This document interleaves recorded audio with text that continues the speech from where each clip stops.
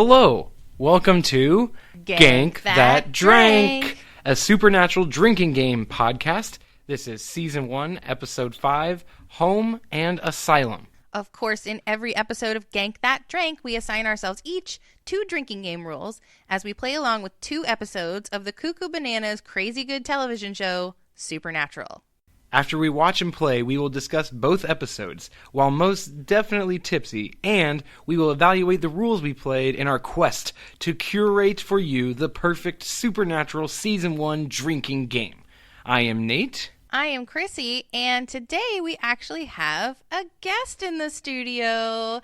Heath Wilcock is an improviser, comedian, author, and all-around great guy. He performs at NCT Phoenix, and he's joining us today for Gank. Hello, Heath. Hello.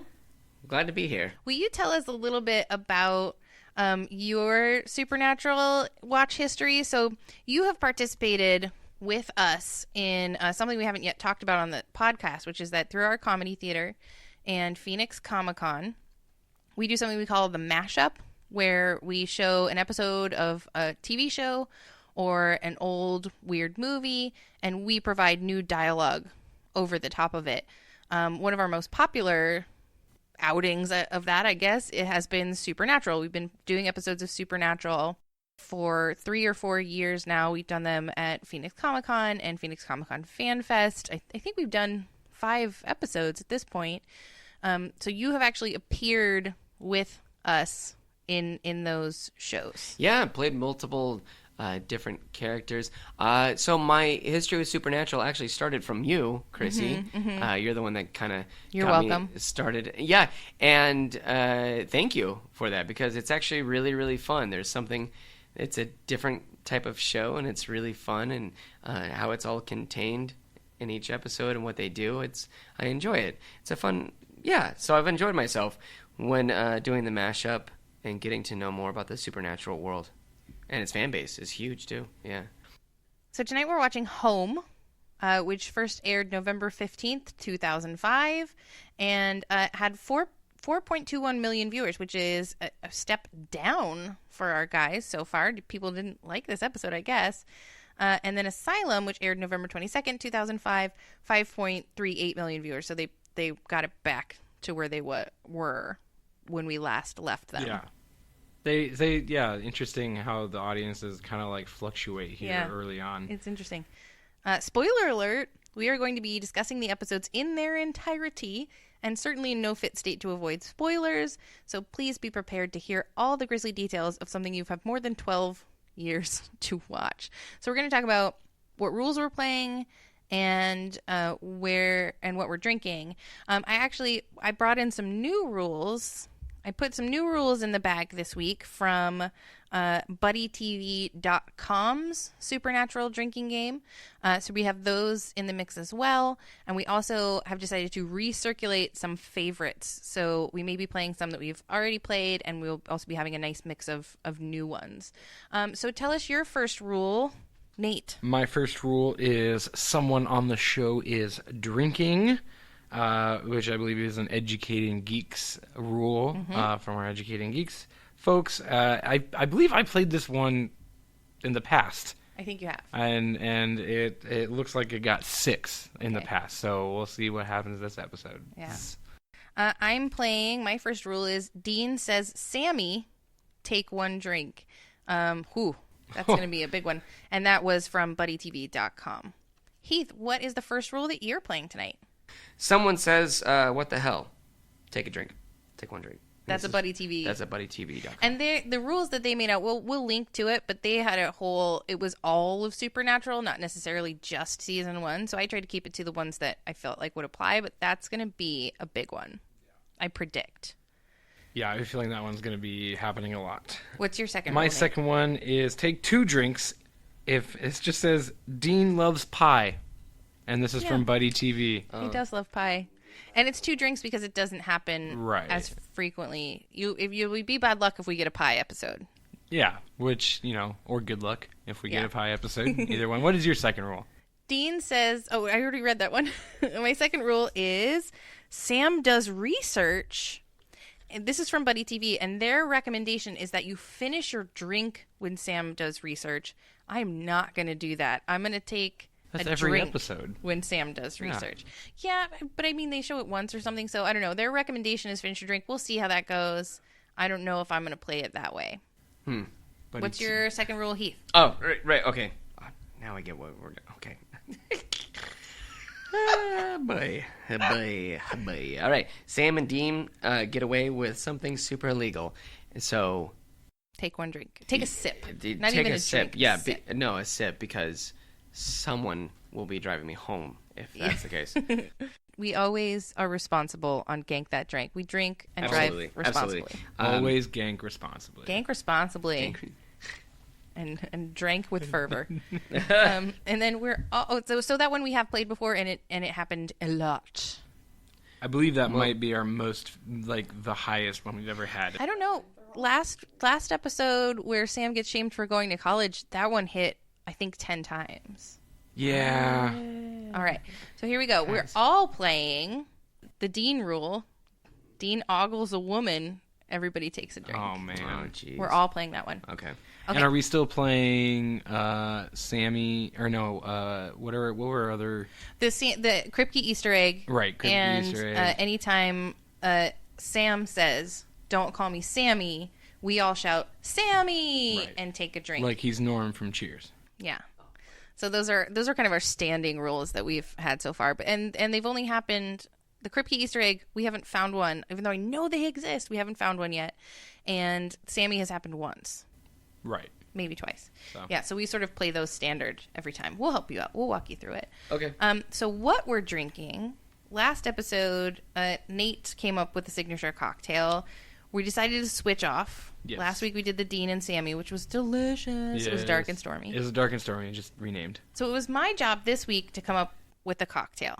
And so I believe it was recommended by thebuddytv.com. They had some cocktails that they recommended, and I was going to do one. It was called a Salt and Fire, and it was pretzel vodka and cinnamon schnapps. And I was like, okay, easy, simple. I'm terrible at mixing drinks and cocktails. I'm just not good at it. So cut to me walking around Bevmo like a babe lost in the boozy woods. And there wasn't pretzel vodka, and the guy looked at me like I was insane when he finally took pity and came to ask me if I needed any help. I was like, yeah, I need pretzel vodka, and he was just like, you're dumb. So pretzel's a food. I feel like I've seen it before. Oh, it exists. Yeah, but they didn't have it at Bevmo. They had, I tell you, every other flavor of vodka. Well, nothing really salty or savory. And Everything that is why sweet. we are sponsored by Total Wine and More. Total Wine and More. We have pretzel vodka. I'm going to try them next time. So what I got instead, I got two options for us. One is just peppermint vodka. I don't know why. I got confused and frightened, and that's what I bought. I thought it would be a little bit fiery. I don't know. I'll do better next time when it's my turn. But the thing that I did get that I'm excited about is Left Coast Brewing Co.'s Asylum Belgian-style triple ale. So we're watching Asylum. We're drinking Asylum. I am proud of myself. It was a giant fail, and I feel like I pulled it out. I feel like I turned it into a win. And it is an excellent, excellent beer. Left Coast always makes good stuff. Yeah. And it's very alcohol heavy. The ABV is 11.8. Yeah. And okay, so I want to read the description. Asylum is in the style of a Belgian triple. It has a beautiful golden color. Its relatively light body is deceiving for an ale of its character. It has a sweet and spicy, complex, fruity aroma and flavor derived from our distinct Belgian yeast strain. Asylum finishes with a subtle, warming character to help you relax on any night. Any night! Asylum is exceptionally smooth, Belgian-style brew. Asylum is an exceptionally smooth Belgian-style brew. Drinking great brew brings the world together. So that's the little message on the bottle from Left Coast Brewing Company, San Clemente, California. So that's what we're drinking. Those are the rules that we're playing. Heath, are you excited? Yeah, very. All right. Are you ready? Yeah. All right. Well, we'll see you on the other side. Yes. Let's go get salted. This is fun. I don't know. I'm trying out new phrases all the time.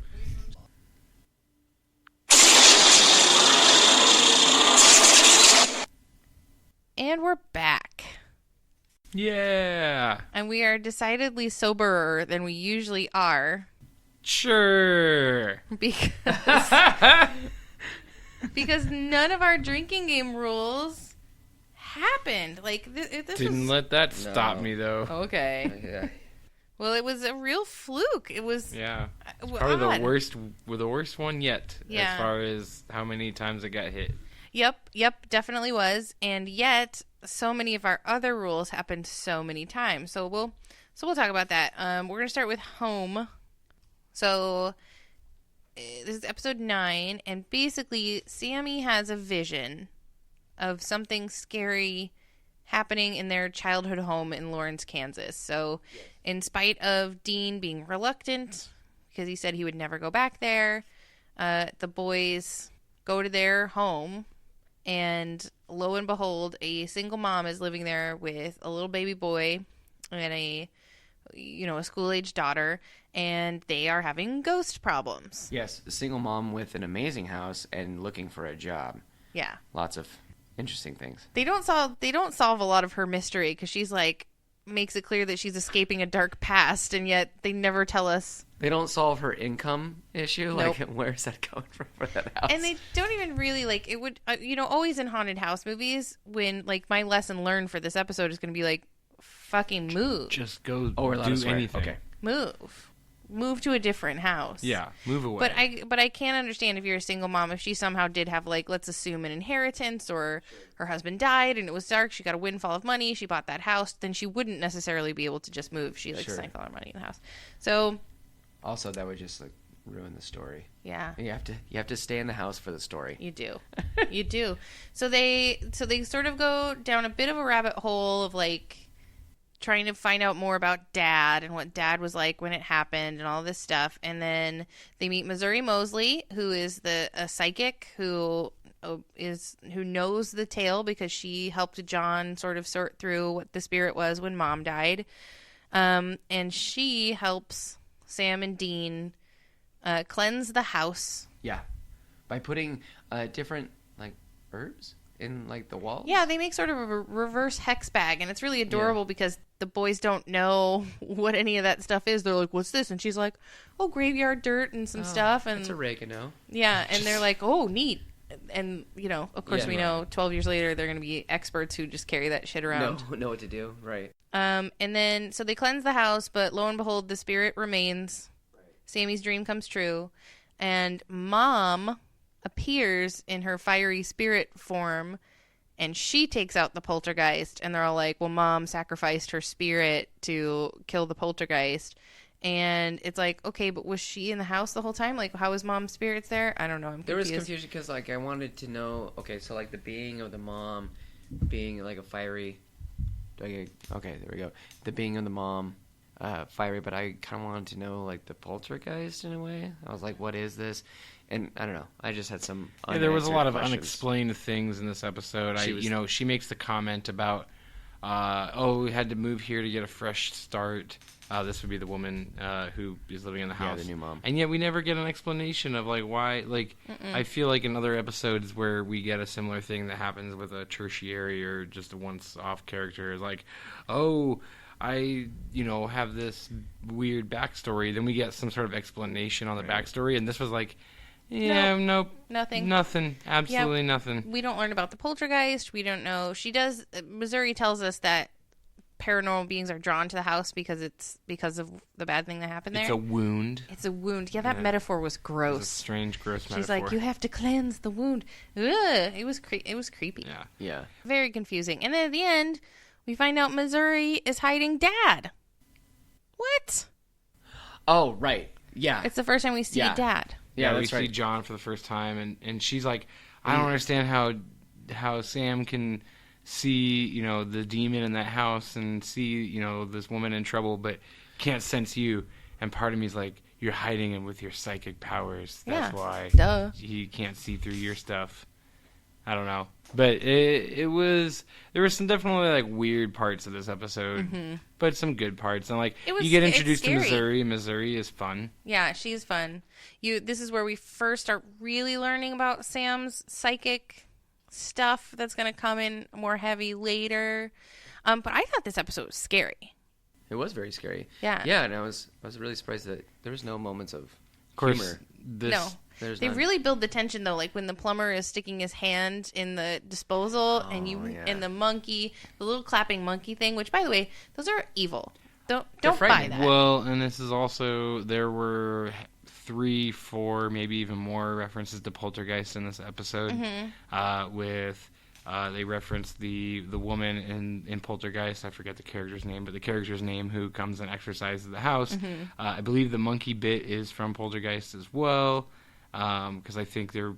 I don't know. I know there's toys. There's the toys. Yeah, there's the clown, but I think there is a bit with Scary the monkey. Yeah. Just don't buy that toy. That's a haunted, cursed, never. horrible toy. But okay, so here's what struck me though too is that like this mom character, in spite of like in addition to not having a real explanation of who or why or what she is, she also is a terrible mom because 2 men come to her door and just say, "We lived here once. Can we poke around?" She's a single mom at home with 2 kids. No, the answer is no. No, you may not come into my house. No. 100 times no. 2005 was a simpler time. But then she lets them back in, and she's like, all of her protestations are like shut down immediately. Even when they're like, "Get out of here so we can cleanse your house," she's like, "I'm not comfortable with this," and they're like, "Just go, lady," and she's like, "Okay, yeah, bye." Just go see what movie would have been? Oh yeah, go see the first Iron Man or whatever. Yeah. Like they're like, go to a movie. It'll be all be done when you come back. Yeah, we'll take care of it. It's just like like they're getting rid of like the bugs or something, like fumigating. She makes bad choices. This is a man tears heavy episode. I believe that we get like a single man tear from both Dean and Sam. Yeah, when Dean is on the phone, and then at the end with Sam and with that part's the mom. so good. He's so good in that. He's good. Yeah, and then at the end, Sam with mom, who he's never seen mom. He doesn't know what mom looked like because he was a baby. Right. Baby. And we're getting closer and closer to Dad in this episode. Obviously, we get to see John for the first time since episode 1 in this episode. And I thought that moment was so great. Like, it really choked me up when Sam learns that Dean carried him out of the house. Yeah. He didn't know. And then he carries the kids out, and he says to them the exact same thing that John said. It's, take your brother, run as fast as you can. And it was just like, oh, I had a single man tear in that moment. There's some emotional parts, and it is... When Dean is calling John, asking for help, we get this moment of, okay, this is the first time we've really seen Dean not know what to do, or Dean who's scared, and he's been this total like cool, absolutely calm and collected guy up until this point, and now all of a sudden we get this kind of intimate moment with him by himself calling John, just going like, I'm totally lost and confused. Oh. Yeah, and I think, obviously the connection with being at their old house and everything just got him frightened, and so it's fun. We're 9 episodes in, and we finally get to see some different variations of Dean, which we haven't seen really to this point. He's kind of been a constant. I've been dealing with Sammy's ups and downs, but not so much Dean. So I think that's kind of a cool moment. And he does make it a point to walk away from Sam so that Sam doesn't see those moments. These boys have so much emotional trauma. Like, I just want to take them to like a family therapy session and just like make them hug it out. But I'll tell you what does happen in this episode. Every other drinking game that we've ever played, broken furniture, they open the trunk, the man tears. It's so many of our drinking rules. The journal. Yeah. I only took like 2 sips. I know. Here's what didn't happen. Any of the rules that we played. It was kind of crazy. So what would your lesson learned be from Home? Mine is obviously move. Yeah, well, like obviously, like any sort of creepiness. Lesson learned. Be open to a psychic, someone that can help. Yeah, don't swear in your head around a psychic. That's the lesson. You try to go in blank. Probably just go in drunk, just have the weirdest thoughts. It doesn't matter. Practice your occlumency. I don't want them knowing me. So how do you feel? I guess the poltergeist is our bad guy? The poltergeist is our bad guy. What are we feeling on that one? Why was Mary coming through the little girl's closet and scaring the beans out of her? Like, chill out, Mary Winchester. Yeah, I don't know. If I was going to be like the mom, be like a nice spirit, technically you're supposed to be a nice spirit. Why are you on fire first? Mm-hmm. Why not just be like, I don't know. You could be showered with so many other things rather than fire. Just like light, cereal. Yeah, how come they never run any like nice spirits or nice like demons that are like, I'm covered in cereal. Yeah, or like, I'm gonna help you. Look, this is the perfect cookie recipe. Or like you get home and you're like, somebody reorganized my spice cabinet. What's going on?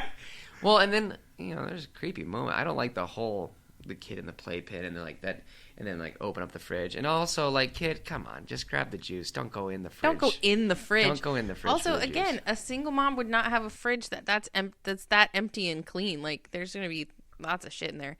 So I see this as a must-watch episode. Obviously. Yeah, you gotta watch it. You got a lot of emotional stuff in our mythos. Which it's is a good monster of the because... week at the same time, because the poltergeist has nothing to do with anything else. Right. But this has the lowest ratings of any of the episodes we've seen so far. What people are missing it? Oh, really? Yeah. Oh, they worked in they worked in good pop culture references in this episode.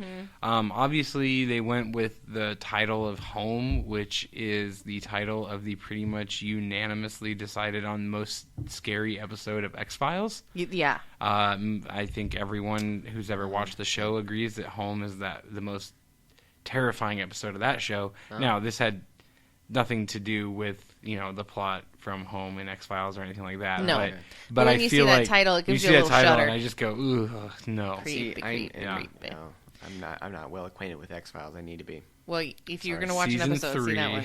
It's crazy. It's absolutely frightening. It'll haunt your dreams it forever. Will. It's yeah. Okay. Okay, so Asylum. So Asylum is episode 10. You just say Asylum, and immediately I'm like, no, stay out of it. Yeah. So Asylums are creepy. That basically, kind of sums up this episode in a nutshell. Is we have this old abandoned asylum that was apparent. We learned throughout the episode there was a riot at the asylum in 1964. And 70s. Oh, okay. Well, no, because then you're right. And then kids died. Who snuck into it in 1972, which, okay, I will give the town of Rockford, Illinois, 8 years to leave an abandoned asylum up. However, it's now 2005, and people are still continuing. I should back up. The episode starts with two cops investigating what are just a bunch of teenagers messing around the asylum, innocent enough. One of the cops then gets possessed by what we find out later is the chief of medicine at said asylum, or at least his spirit, and gets possessed, goes home, just shoots his wife, shoots himself. So we start out in a super dark place. Really dark. After confronting the other officer who was at the scene, the partner of the one who shot himself, we then learn a little bit about the asylum. Sammy does some real crappy recon work by going to the son of the chief of medicine at the asylum, and instead of and he's like going there for a psychiatric appointment or as a therapist. I have to say that part bothered me because that's not how therapy works, especially if you're someone who's never been there before. Like, the doctor's just like, so how you been? Yeah, how's things? Like, he's being very conversational. It's like, if you've never met this guy, that's not how therapy works. No. And then Sam's just like, yeah, I'm good. So tell me about the asylum that your dad was murdered at. Oh, and he chose a weird cover. Like, I'm a local history buff. Tell me about this very famous riot/murder that happened in the small Midwestern town. Yeah, there's a funny moment at the beginning too. Like, the first line is like, "Oh, I forgot." The one cop says to the other, "You're not local. You don't know the legend." It's like, oh my, who wrote that fucking line of dialogue? And who needs a legend when they get called to an abandoned asylum to be like, oh, why should I be scared of this place? I don't know. Maybe just because it's an abandoned asylum. Just be afraid of it. I don't care if there's a riot. So we get in the midst of hunting then for what's going on, a couple more teenagers, which is where we'll get to my lesson for this episode later on. I didn't bother looking it up before recording, but the actor who plays the boyfriend in this is the same actor he's in the movie Fired Up. It's the only thing I've ever seen him in. He's one of the two male leads in that movie. And he takes his girlfriend on a date to the asylum. Which I said aloud, that's a terrible date. And then you agree with me, Nate, yeah, that's a terrible date. And then Heath chimed in, oh, it's an okay date. It's an okay date. How long you know this person? What if they're into it? Yeah, it could be fun. That's a very I'll be honest, it's a creative date. I was raised with being boring dates, bowling, golf, mini golfing. Those are boring dates. Hey, go to asylum. Go to the haunted asylum? That's pretty exciting. I could see going to, like, a haunted house. But that kid was, like, not at all interested in getting laid, obviously, because, like, she didn't want to be there, and he was like, okay, well, I'm going to leave you here by myself. Here's the thing. Go make out with a ghost. Here's the thing. I agree that it's a bad date if they don't both agree on it. But if they both agree, like, they're both into it, sure, great But date. he obviously tricked her because he says, she's like, I thought we were going to the movies. He's like, it's even better. We're going to be in the movies. That's so lame. So we get... Whoever does that. This episode has a ton of pop culture references. So many. Several Shining references. Mm-hmm. Multiple. We get... My favorite one is at the beginning. I had to write it down where he says, who's the most attractive... what do you say? Psychic? Who's the most attractive psychic? Patricia Arquette, Jennifer Love Hewitt, or you, is what he says. Dean says to Sammy. And dated. All of a sudden, I was like... It's very dated. Like, the Jennifer Love Hewitt one, you could be like, okay, that's like... All right, but then but Patricia Arquette, and I was like, From Medium? Oh, Medium. Yeah, that's such an old reference. It is. Yeah, so many... It happens, but I did like that the girl, so it's the couple that gets trapped in the asylum with Dean and Sammy, and she's no damsel in distress. Like, she's like, she takes the gun, and she's like, we're breaking up, dude. And, yeah, and then rocks out, like she's ready to go. Yeah, she's great. Yeah. So eventually we find the secret chamber after Sammy gets possessed by the doctor spirit and then Shoots Dean. Shoots Dean with rock salt, says a whole bunch of things about I was tired of taking orders. Which, good on these spirits for doing a little research once they get inside the host bodies of being like, oh, you have some resentful feelings towards your brother. Let me capitalize on that. That happens several times in this show. Seems like he means well. Yeah, this doctor was just trying to experiment on patients is what was going on. It seemed creepy. He's trying to help. And he says, don't be afraid. I'm trying to help you. It's like he's trying. Yeah. I do have an issue when we finally do find the remains of the doctor who is stuffed underneath a sink in a cabinet. Uh-huh. Did he die there? Was he die? The prisoners, when they rioted, not prisoners, so he just stayed in there and died? Patients. I think they probably just stuffed him in there, yeah. Oh, they killed him and stuffed him in there? I think they stuffed him in there and let him starve. But it's been 41 years, and it was still like an intact with skin. Yeah, it was gross. Like, he needed to be kind bones. of body, and I'm like, 41 years, like that's your bones. You're leaky. You're also like leaky. You're not as in good shape he as was in he a was somewhat hermetically sealed room. But that's a long time, and it's not like there's no air conditioning. So in the summer, it's gotta it had to have got stanky in there. Oh yeah, probably hot. probably bloated. Midwestern summers, bloated, dead body. There are some funny moments in this too, though. Didn't you think? Like, there were some funny moments, like all of Dean's impressions, and then when they give the talk to the kids, like, it's kind of our job. She goes, so, like, Dean's your boss? That's kind of a funny moment. I appreciate that. I think it seems like Supernatural got funnier as it went on. I also, like, there are some things that bothered me. Yeah, it definitely gets funnier as it goes on. There are things that bothered me in this episode, including, like, whenever people on TV, and I get it, it's TV, but they're like, 2 beers, and it's like, okay, so just, like, dealer's choice. I'll give you whatever fucking beers. Well, in 2005, there were only 3 beers available. Well, yeah, when craft it says beer like, hadn't been invented 2? yet. Well, and also, I guess they couldn't say like a brand, right? Like they can't just drop a brand.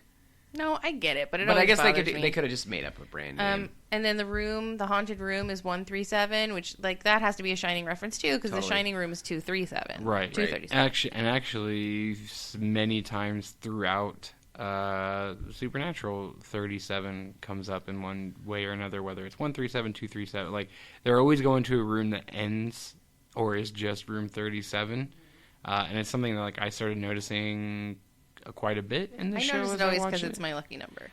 Well, and that's what I was going to ask you, because I knew that was like your lucky number, and I was going to ask if because of the show is that why no, it's your lucky number. It's actually because of Cool Hand Luke. It's okay. Cool Hand Luke's number. Oh, right. His prisoner number. Right. And then also, I really liked, because I have some experience in set decorating and set design for television, and so I really enjoyed the Asylum episode, thinking of, like, the interns who are set decorators being like, okay, we need a lot of filthy curtains. Just so many filthy curtains. We're going to spend all of our money this week. And abandoned gurneys. Yeah. Gurneys and just like in the director's looking around going, you know what? I do think we need more curtains. Yeah. I do think we need more curtains. Can we get more curtains? Well, and I guess just from like a city management point of view in this episode, again, you shut the hospital down because there was a patient riot. But then you just shut it down, and they shut it down as is. Like, no one went and got Nobody supplies. Cleaned anything out, yeah. No one cleaned shit. It is just as was. They got all the people out and left it. And that's the thing. They left a dead body in a cupboard. Well, they said that police looked and couldn't find it. But I think, and I'm not 100% on this, so, internet, help me out, but I'm pretty sure that the asylum that they filmed this episode at is a real abandoned asylum that's in like possibly the Portland area. They filmed a lot of scary asylum shit in this actual like abandoned asylum. So that's going to bring me to then my question, which is how we feel about the bad guy in this episode. Is the bad guy just the spirit doctor? Because I feel like we have an opportunity here. We're going to have a lot of spirits down the road as our bad guy. Or demons as our bad guys. So we have an opportunity here I would say the bad guy in this episode is the asylum itself. Mm-hmm. And to me, that's the most scary thing. I would say the bad guy is stupidity. Yeah. Yeah, don't go in. Don't go in. Don't go in. Bad guy is be a better boyfriend on a date. Well, and even if you're going to go in, if you're going to go into the asylum as like teenagers drinking or on a date or whatever, obviously someone went into this south wing, which was chained up and locked. Yeah, so that's what gets me. The cops say that someone brought bolt cutters. Yeah, and that's what kills me about this is they had the sense of mind to chain up the south wing, but don't bother taking anything out. Don't move any of those Don't move anything else. Leave the curtains where they are. God damn it! Don't touch them. But we're gonna chain up the south wing. They're covered in blood. Hey, they're covered in blood. Hey, Frank, do you smell a dead? No, I don't. No, but yeah, I do smell a dead body. We're going to ignore it. We're going to ignore it. We're going to ignore it. No, I swear there's a dead body. We're going to ignore it. Should we just wheel some of these gurneys out of here? We could use them at the other hospital. At the real hospital, at the one that's working. No, fuck you. We're leaving them. No. We're abandoning this. Run out. Because it wasn't haunted yet. What do you not understand about the word abandoned? We're abandoning it. But then to be 41 years later and you haven't torn it down... I genuinely want to call the people of Rockford, Illinois, and say, look, I understand it's a television show that came out 12 years ago, but please tell me why. You're gonna go to the city council meeting and be like, I need you guys to tear down this asylum. Yeah. Hasn't there been enough? Just put in a gas station. And I think my lesson learned for this episode is Dean even says it. He says to Kat, the young woman, he's like, hey, you seen some horror movies? Guess what? Next time you hear some place is haunted, don't go in. And it's coming from a place of experience. Yeah. He's just like, dude, this is our job, but we don't like it. We don't want to save you pesky kids. Yeah. So this episode reminds me of an episode that we're coming later, and I think that we're going to have to tie in because he says you have to face it. He says you have to look at it, you have to face the ghost, you have to face the ghost, and I'm like, ghost facer. She's a ghost facer. That's coming later. It's coming later. Oh, nice. Well, and we're also going to get later on tons of episodes where we have other amateur ghost hunters or we have... putting themselves in danger and not understanding how ghost works. Yeah, so we always have civilians getting in the way. Okay, so we have to talk about our drinking game rules, even though it's going to be do we have to on we this do. one? Okay, so Dean Loves Pie didn't happen. Until the next episode in the first 12 seconds. Yep. Sam does research. Inexplicably, Dean does all the research in these 2 episodes. It's nuts. Dean never ogled a woman. Someone on the show's drinking happened 3 times. And one of them was coffee, and we just went with it. Doing something illegal happened only 3 times. Yeah. Nobody ever said what the hell. Nope. And I looked for it too. I was really confused on this one too because Dean says Sammy. We counted it. There were 9 times where he called him Sam, and we just decided to count it. There was only 1 time where he called him Sammy. So we were being real generous with the rules here. We were playing real fast and loose. Yeah. And none of them happened. That's gonna happen. It's a risky take. We pull. We're gonna pull in 2 rules per episode. That's kind of how it happens sometimes. But obviously, I mean, I don't know. We'll have these to play all these rules These again. were solid rules in other episodes. I don't know. I mean, maybe that's the test. I mean, we know that doing illegal stuff happens a lot in other episodes. It just didn't happen So what did you guys think of what we were drinking? What did you think, Nate, of the Asylum? Asylum was very good. Really easygoing triple. It's not really going to punch you in the mouth, but it was really good. And I felt like it punched me in the mouth. You feel like it punched you in the mouth? It was too strong for me. Did you taste it, Heath? The Asylum beer, the triple? I did not. No, I haven't had beer in a long time. I just stayed away from it. Okay. I prefer the hard spirits. What did you think of the peppermint? I actually liked it. I hated it. I actually liked it because it kind of like I don't like bad breath, and I try to stay away from it.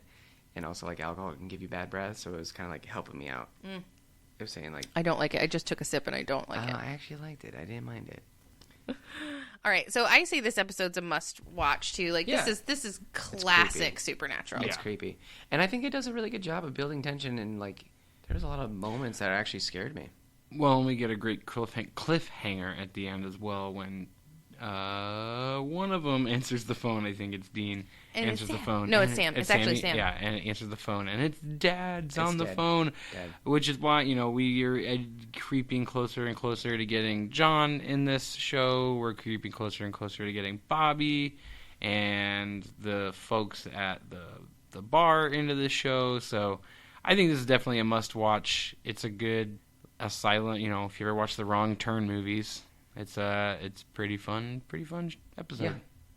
Yeah, I think you got to watch it because it's great. Yeah. It's classic. Any closing thoughts? Any parting thoughts? Anything we didn't get to? My lesson learned for the second episode was just don't take dates to asylums. Yeah. Just don't do it. Don't fucks with ghosts. Just don't go into asylums. If it's an abandoned asylum, just stay away. Yeah. It's abandoned for a reason. Mm-hmm. And obviously the city's too afraid to tear it down. So don't go in. Yeah. All right. So thanks for listening. Thanks for hanging out with us on Gank That Drank. On our next episode, we're watching Scarecrow and Faith. Scarecrow is one of my favorites, and so I'm really excited about that. It's going to be a good one, and we're going to be playing along with all new drinking game rules. So be sure to join us then. Do you have a suggestion for drinking game rules? A suggested cocktail? Did you play along and want to let us know how it went? Comment on the blog at mostexcellentpod.com or join and comment on our Most Excellent Facebook group. Yes, and please, we need your cocktail suggestions. Yes, I'm desperate need. Failing. As always, you can find out more on mostexcellentpod.com, and if you're in the Phoenix area, you can find Chrissy, Nate, and Heath at National Comedy Theater, which is nctphoenix.com. That's N for National, C for Comedy. Real quick, you just did... Oh, sorry. T for Theater. I didn't know you were done. I'm sorry. I ruined that. And phoenixallspelledout.com. Am I ruining it still? No, go ahead, real quick. No, am I still ruining it? You're improving it. I blew it. You're great. I'm the worst. What's All up? Right. Asylum, the beer. What was the mint one, the reference? Oh, well, it was supposed to be the salt and fire. It was supposed to be pretzel vodka and peppermint. Oh, that's right. It was supposed to be pretzel and peppermint, or pretzel and cinnamon, and I couldn't find it, and I panicked, and I felt like I had to buy something because I was in that aisle, and the guy was like, thought I was dumb. Oh. Yeah, that's great. I give in to sales pressure really easily. Yeah, I hate it. Okay. But we'll have a better one next time, I promise. I'm gonna find that pretzel vodka and like take it into the Bevmo and be like, look at this! It exists. This belongs in a museum. Yeah, sorry. I didn't mean to blow your outro for that. Thanks for listening, and remember your Gank That Drank lessons learned. If your house is haunted, move. And if your asylum is haunted, don't go in it. And tear it down, city. Go better date. Go bowling. Better date, yep. We'll see you next time, and then because we still don't have our own outro yet, please remember while you're out there saving people, hunting things, the family business. Be excellent to each other, and party on, dudes. Oh my god. I didn't know that was a thing, and you guys both looked at me with like the P ready on your lips, and you're looking at me like, party on, let's do it. You go. It was a whole. Oh god, that was a big pause. Brilliant. Sorry.